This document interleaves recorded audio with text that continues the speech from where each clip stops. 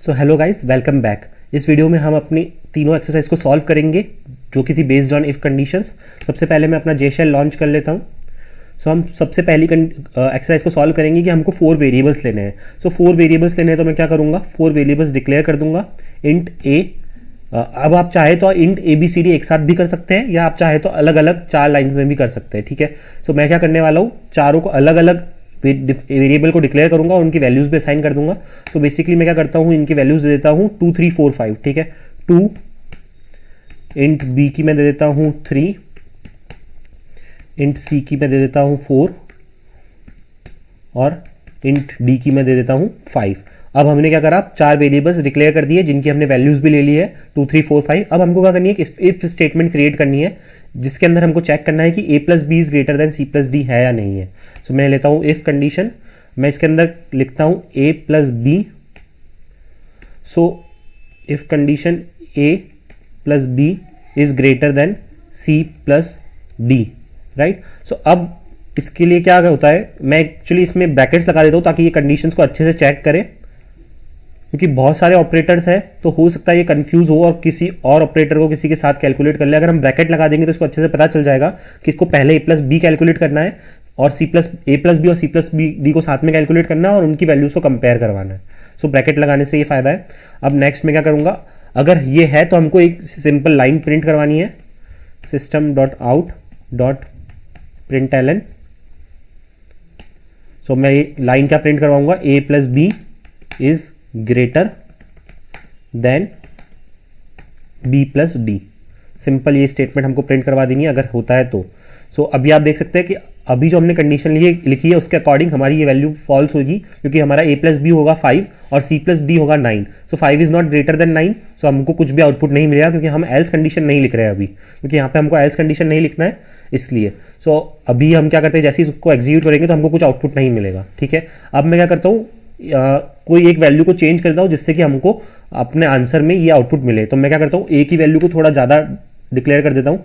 सो मैं ए की वैल्यू को चेंज करके कर देता हूँ 9। सो अब आप देखें तो 9 प्लस 3 हो जाएगा हमारा 12, और जो कि ग्रेटर देन होगा 9 से, which is the sum of C plus D. So एक बार ये करके देखते हैं। सो आप देख सकते हैं मुझे अब आउटपुट मिल गया है A plus B is greater than B plus D. So ये था हमारा फर्स्ट एक्सरसाइज। अगर आप चाहे तो एल्स कंडीशन भी लगा सकते हैं। एल्स कंडीशन हम नेक्स्ट वाली एक्सरसाइज में देखने वाले हैं। तो हमको जो सेकंड एक्सरसाइज दी है उसमें हमको क्या बोला है कि have a variable called number, create an if statement to find if it is an even number. ठीक है, तो सबसे पहले स्टार्टिंग से मैं लिखता हूं, एक वेरिएबल लेना है मुझे नंबर। अब मुझे कोई सा भी नंबर में वैल्यू असाइन करनी है तो सबसे पहले मैं क्या करता हूं, इसमें एक इवन नंबर ही असाइन कर देता हूं।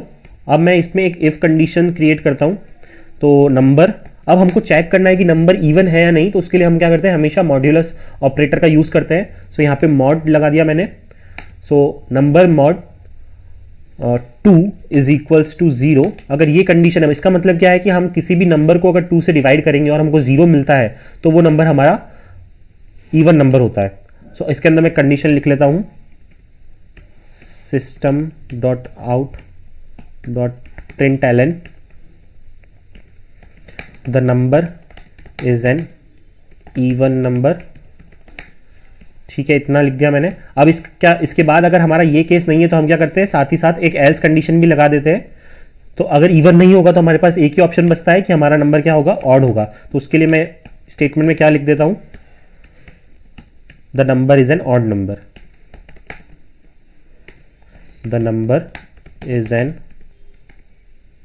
Odd number. ठीक है, इतना करने के बाद अब हम देखते हैं कि हमें आउटपुट क्या मिलेगा। तो सबसे पहले तो हमें आउटपुट मिलेगा कि नंबर इज इवन, क्योंकि अभी हमने जो वैल्यू ली है नंबर की वो है 8।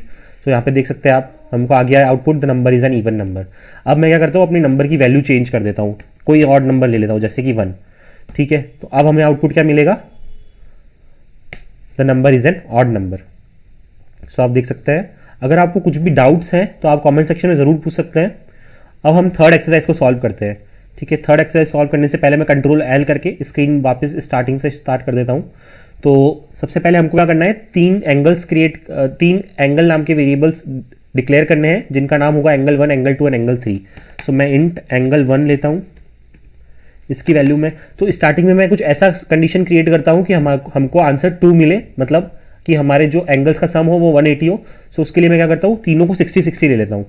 तो मुझे जब मैं सम करूँगा तो मुझे आउटपुट मिलेगा कि एंगल्स एक ट्राइंगल बना सकते हैं। ठीक है, तो मैं एंगल 2 बना देता हूँ जिसकी भी वैल्यू मैं 60 लूँगा। सो थर्ड एंगल भी मैंने ले लिया है 60। अब मैं अपनी इफ कंडीशन लिखना स्टार्ट करता हूँ। सो इफ कंडीशन में हम क्या लिखेंगे कि angle 1 plus angle 2 plus angle 3 अगर इक्वल्स टू 180 है, सो हमारे जो एंगल्स है वो ट्राइंगल फॉर्म कर सकते हैं। सो मैं वापस ब्रैकेट ले लेता हूँ, angle 1 plus angle 2 plus angle 3 bracket close is equals 180। अब हम यहाँ पे इक्वल्स क्यों नहीं लिख रहे हैं, क्योंकि इक्वल्स मतलब होता है असाइनमेंट ऑपरेटर। हम यहाँ पे इक्वल लिखते हैं, उसका मतलब जैसे हमने यहाँ पे लिखा था एंगल 3 इक्वल 60, मतलब इसको असाइन करो एंगल 3 को वैल्यू 60।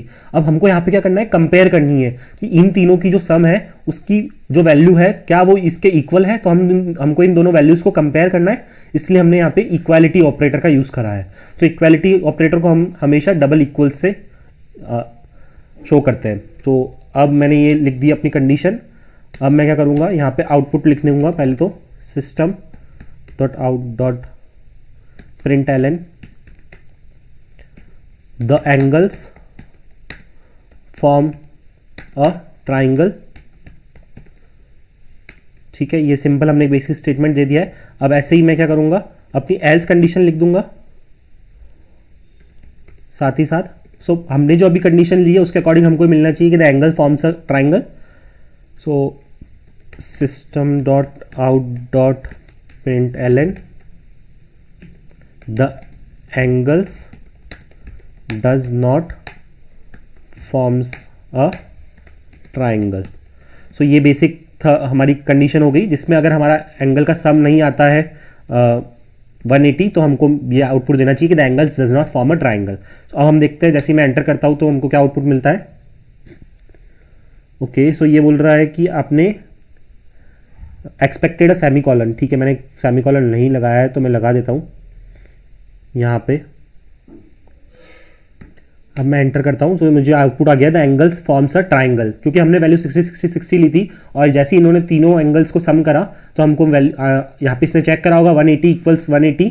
सो हमको इसने अब पहला वाला आउटपुट दे दिया। अब मैं क्या करता हूँ, किसी एक एंगल की वैल्यू चेंज करके सेम कोड को रन करूँगा तो मुझे यह आंसर में देगा कि angle does not forms a triangle.